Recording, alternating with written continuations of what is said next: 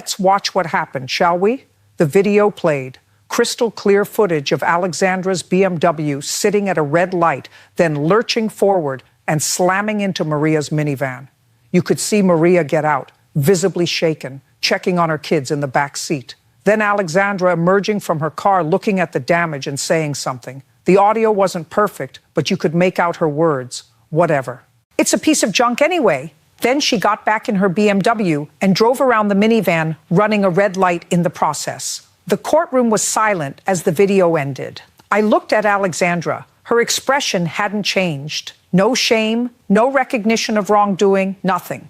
Miss Whitmore, do you remember what you said to Ms. Chen that day? Not really. I was stressed. The video shows you called her vehicle a piece of junk. Alexandra's lips curled into something between a smile and a sneer. Well, I mean, it kind of was. The gallery gasped. Even her attorney dropped his head into his hands. And that's when I knew exactly how this was going to end.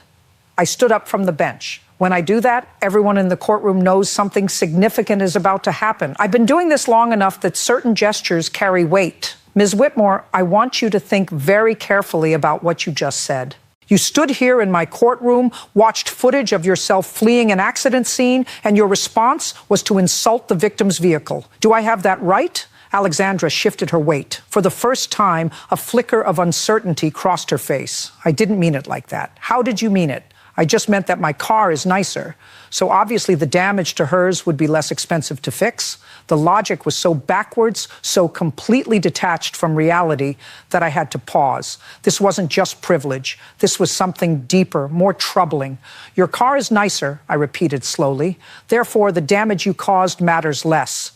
Basically, yeah. Her attorney stood up quickly. Your Honor, may I have a moment with my client? Sit down, counselor. Your client is doing just fine, speaking for herself. I turned back to Alexandra. Tell me about that day. Walk me through your thinking. She sighed like I was asking her to explain quantum physics to a child. I was late for a meeting.